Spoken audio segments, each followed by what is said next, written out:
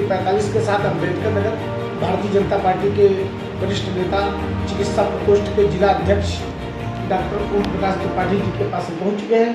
Sir, सहकारिता विभाग में कुछ जानकारी दीजिए। बहुत बहुत धन्यवाद। आपने सहकारिता के विषय में एक प्रश्न उठाया है। आपके माध्यम से मैं सहकारिता के विषय में छोटे से टिप्स के रूप में बताना चाहूँगा। सहकारिता मतलब होता है आपसी सहयोग और सामंजस्य से जो भी काम किया जाए और वो समाज के कल्याण हेतु कार्य की गुणवत्ता का निखार और उसका रिजल्ट परिणाम सद परिणाम निकालने के लिए जो भी कर्म किए जाते हैं उसको सहकारिता कहते हैं।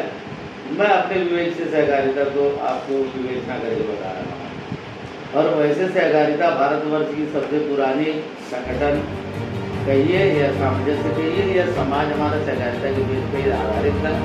चाहे हम सनातन धर्म के दृष्टिकोण से देखें तो राम की भी सहकारिता थी, जिन्होंने इंसानों की बात तो दूर भील और बानरों की सेना की सहकारिता करके एक विजयश्री को रिजल्ट दिया। लंका जैसे लंकापति को जीतने में सहकारिता का योगदान था। सेम वे में सहकारिता के दृष्टिकोण से अगर आप कृष्ण की तरफ जाइए तो कृष्ण ने भी सहकारिता के क्षेत्र में ही बहुत बड़ा काम किया है। जो उन्होंने अपने सोकल मामा को उनका आधिपत्य नष्ट किया सहकारिता के माध्यम से, क्योंकि कृष्ण कोई न सेनापति थे, न सैनिक थे, न ही वो विशेषज्ञ थे। एक जनमानस के एक छोटे से दूध वाले के पुत्र थे और उन्होंने दूध वाले ने रिजल्ट दिया सहकारिता को। तो इसी तरीके से आपके माध्यम से मैं बताना चाहता हूँ कि आज भी हमारा हिंदुस्तान 200 वर्ष पुराना हमारा सहकारिता का समाज, पहले हमारे समाज में A to Z काम हो जाता था। गाँव का एक भी आदमी कहीं कभी बाहर नहीं निकलता था कि हमको बाजार से खरीदारी करनी है। सारा सामाजिक सेटअप हमारा एक गांव से ही पूरा हो जाता था और बहुत से लोग एक गांव में ही जिंदा और मुर्दा हो जाते थे, बाहर जाते ही नहीं थे। वो था हमारा सहकारिता का दृष्टिकोण, जिसको आज भी इतने 500 साल आक्रांताओं ने आक्रमण किया और 200 साल ब्रिटेन गवर्नमेंट ने यहाँ पे आधिपत्य जमाया, लेकिन फिर भी आज सहकारिता के दृष्टिकोण को कोई तोड़ नहीं पाया है। तो हमारे आज के इस युग में 10-12 साल के भाजपा के शासन सत्ता काल में हमारे आदरणीय अमित शाह जी ने, जो इस समय गृह मंत्री भी हैं और सहकारिता के लिए उन्होंने एक मंत्रालय को खोल रखा है।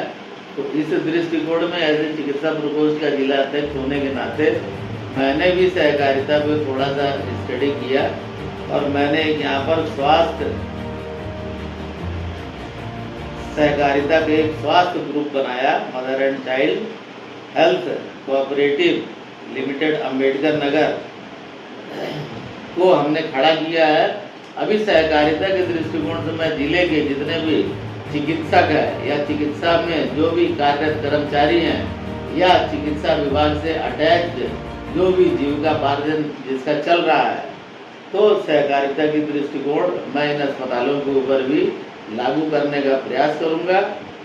और अभी हमारी टीम का चयन नहीं हुआ है, सरकारी चुनाव होना बाकी है। तो चयन के बाद मैं इस कोऑपरेटिव को आगे के लिए दृष्टिगत करते हुए जो अम्बेडकर नगर के चिकित्सक और यहाँ की आवाम और जनता को सबसे कम दाम में सबसे ज़्यादा स्वास्थ्य लाभ मिल सके, ऐसा मेरा आगे प्रयास रहेगा। और दूसरा कि सहकारिता के क्षेत्र में मैं by the way executive director हूँ।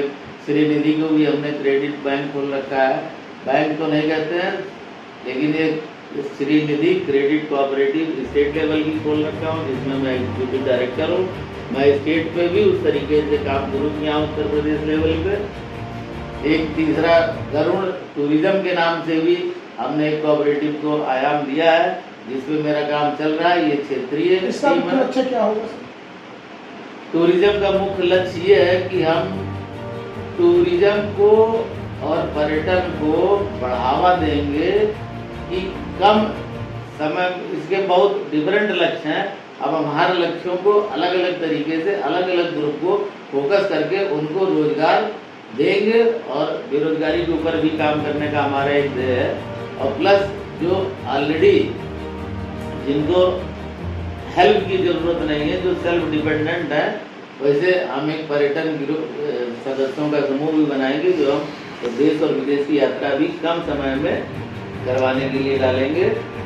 तीसरा ये है कि अभी हमारा प्रेजेंट काम चल रहा है कि हमने यहाँ पे हेल्प डेस्क के लिए हमने अयोध्या मंडल में बात किया हुआ है, आयुक्त से प्लस महापौर जी से भी हमारी वार्तालाप हो चुकी है कि हेल्प डेस्क के लिए अगर वो हमको ये सरकारी ज़मीन या कहीं की ज़मीन आवंटन करते 5x5 की, तो हम हेल्प डेस्क जो तीर्थ क्षेत्र के यात्री हैं उनके साथ कोई चोरकटाई छिनैती या उनको कोई ठग विद्या ये ना लागू कर सके, इसके लिए हमारी हेल्प डेस्क 24/7 काम करेगी और इस उद्देश्य की भी पूर्ति करेगी कि हमारे धर्म क्षेत्र जो है जो भी पूरे देश में है उनके लिए भी हमारे साथ धार्मिक यात्रियों के साथ कोई उनका छिनैती और फोर्जरी या 420 या लूटमार की व्यवस्था को ना होने दिया जाए, ये भी हमारा एक सार्थक प्रयास रहेगा।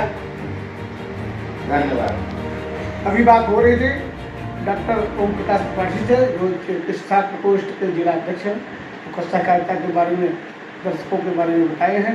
न्यूज़ 45 को सब्सक्राइब कर आशीर्वाद दें।